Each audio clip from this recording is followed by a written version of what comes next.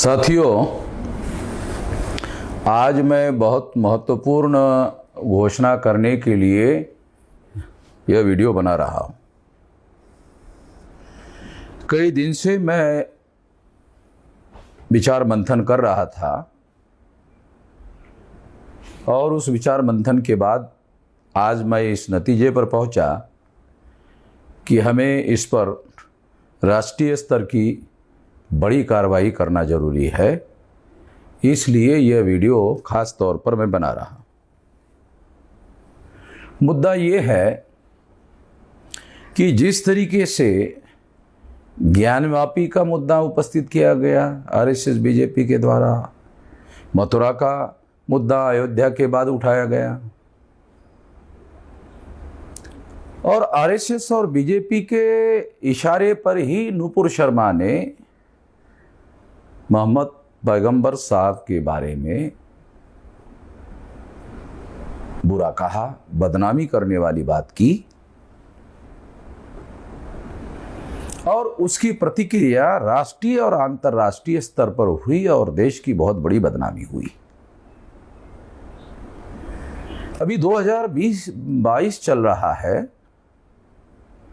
RSS और BJP के लोगों को ऐसा लगता है कि 2024 का लोकसभा का चुनाव ज्यादा दूर नहीं है,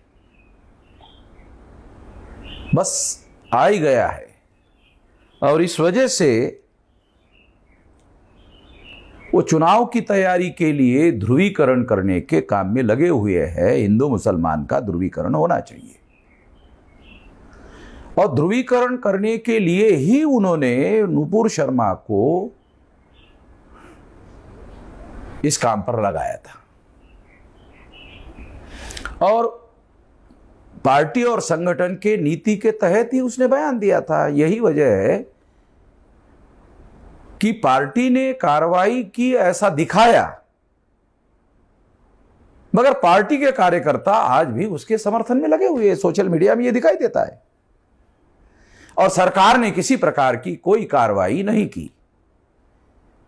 उसकी वजह से कई जगह फसाद हुए और फसाद जन्य हालात पैदा हुए। इस वजह से देश की एकता और अखंडता को खतरा पैदा हो गया। गांधी जी के द्वारा भी हिंदुओं को इकट्ठा करने के नाम पर जिस तरह से आजादी के आंदोलन का धार्मिकीकरण करने का काम गांधी जी ने किया और धार्मिक प्रतीकों का ही सारा का सारा इस्तेमाल गांधी जी अपने जीवन में करते रहे ताकि साधारण लोगों को इकट्ठा किया जा सके, तो उनके इस कार्य की वजह से ही हिंदू मुसलमान का मामला खड़ा हो गया था, तीव्र हो गया था और इसकी वजह से भारत का विभाजन होने का कारण बना।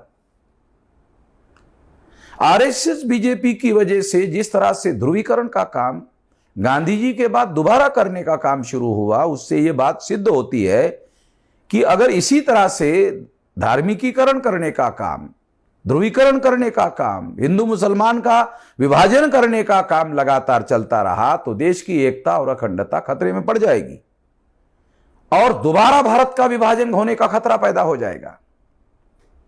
तो इसको रोकना होगा,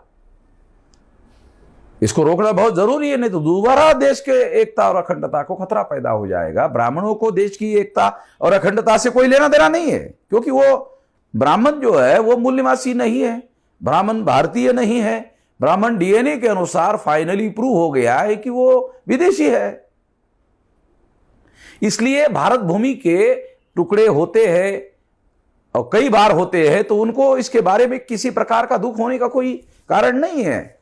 उनका जो राष्ट्रवाद है वो ब्राह्मणों को बचाने का केवल कार्यक्रम है और कुछ नहीं है। वो अपना विदेशीपन समाप्त करने के लिए राष्ट्रवाद का सहारा ले रहे हैं और राष्ट्रवाद को तड़का लगा रहे हैं हिंदू मुसलमान के मामले का, ताकि हिंदू मुसलमान का ध्रुवीकरण हो जाए। इससे देश की एकता और अखंडता खतरे में पड़ जाएगी। पड़ जाएगी नहीं, पड़ गई है। जिस तरह का हिंदू मुसलमान का ध्रुवीकरण भारत में हो रहा है, उससे देश की एकता और अखंडता खतरे में पड़ गई है। जिस तरीके से ओआईसी यानी ऑर्गेनाइजेशन ऑफ इंटरनेशनल ऑयल कंट्रियों का लगभग 57 देशों का बयान आया, तो खतरा और बढ़ गया है। भारत की एकता और अखंडता के लिए और खतरा बढ़ गया है, बहुत ज्यादा खतरा बढ़ गया है। ओआईसी के लोगों ने जो बयान दिया उसके लिए आरएसएस बीजेपी के लोग जिम्मेदार है। इससे भारत की एकता और अखंडता खतरे में पड़ गई है। इस एकता और अखंडता को बचाने के लिए राष्ट्रीय स्तर पर बड़ी कार्रवाई करने की, सोशल कार्रवाई करने की, सामाजिक कार्रवाई करने की जरूरत है।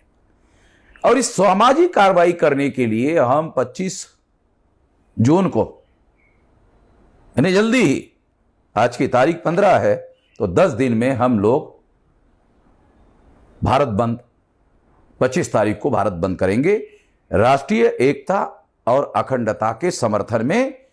और जो लोग राष्ट्र की एकता और अखंडता तोड़ने की साजिश कर रहे हैं हिंदू मुसलमान के नाम पर, उनके विरोध में यह भारत बंद किया जाएगा। मैं देश के समस्त कार्यकर्ताओं को भारत बंद की तैयारी करने के लिए आह्वान करता हूं। पूरे ताकत से, पूरे शक्ति से हम लोगों को इसमें जुड़ जाना है। और इसके लिए सारे देश भर में जो हमारे राष्ट्रीय स्तर के, राज्य स्तर के, कमिश्नरी स्तर के, जिले स्तर के, तहसील स्तर के, ब्लॉक स्तर के, ग्राम पंचायत स्तर के, गांव स्तर के जो कार्यकर्ता है, वो तमाम कार्यकर्ता भारत बंद के काम में जुड़ जाए, ऐसी मैं अपील करता हूं और अपनी बात यहीं पर समाप्त करता हूं।